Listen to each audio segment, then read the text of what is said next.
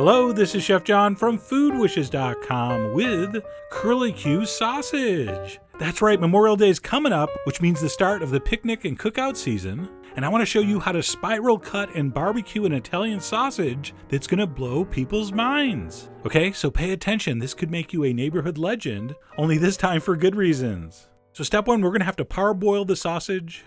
I'm going to place those in a small pan with water coming about halfway up, along with a big pinch of salt. I'm just doing 2. Of course, you're going to scale this up if you need to. I'm going to bring that up to a gentle simmer. I'm going to flip those over with a skewer. You can use tongs. I was just foreshadowing. I'm going to cover that, and I'm going to cook those for 5 minutes. And the reason we're going to cook these a little first is because you can't really spiral slice these raw. All right, the knife needs something firm to slice into. I mean, you learned that on your first day of physics college. You cannot helix a limp sausage. So we're going to cook this for 5 minutes. At that point, I'm going to remove those from the pan.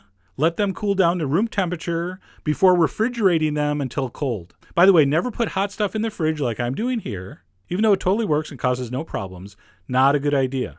So let it cool down first, then throw it in the fridge until you're ready to use. So I refrigerated those sausages until they were ice cold. At that point, I'm going to pull them out, and we're ready to slice these up. So step 1, we're going to need to put a skewer right down through the center of that sausage. So start it carefully, don't go too quick, and ideally that's going to pop out directly in the center of the opposite end. Now, I'm pretty good at this. I used to work for the Jim Rose Circus, but you'll get it. It's not that hard. And once your sausage is skewered, we're ready to take a knife and start cutting. All right, so we're going to place that sausage flat on the board just like this.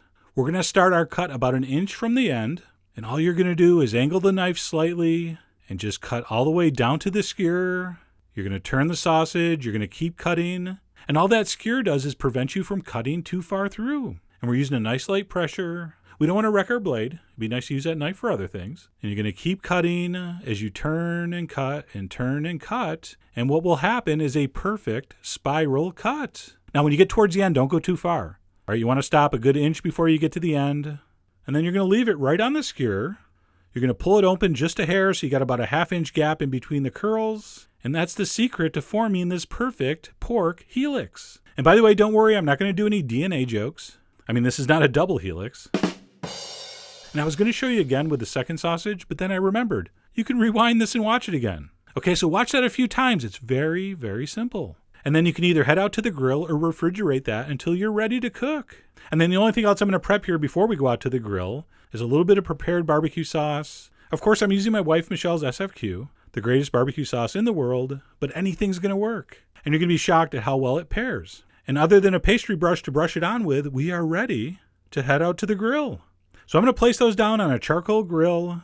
This would be no different than if you were just making regular grilled Italian sausage, except of course it's like 100 times cooler.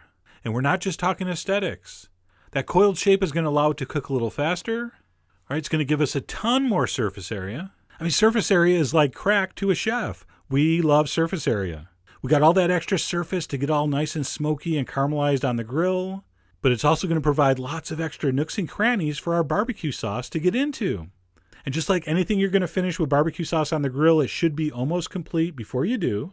Otherwise, it will just all turn black. So when I estimated there was just a couple minutes of cooking time left, I brushed that sauce on, let it caramelize for a minute, turned it over, brushed on some more. All right. So at that point, I decided I was done and it just couldn't get any more awesome looking. So I pulled it off. I'm going to let those rest about 30 seconds while I dress my bun. I went with a homemade basil garlic mayonnaise. Yes, I will make that for you. And then it's time to release the coil from the skewer, just like that. Check that out. If only there was some appropriate sound effect that would best capture how I'm feeling right now. Okay, that's pretty good.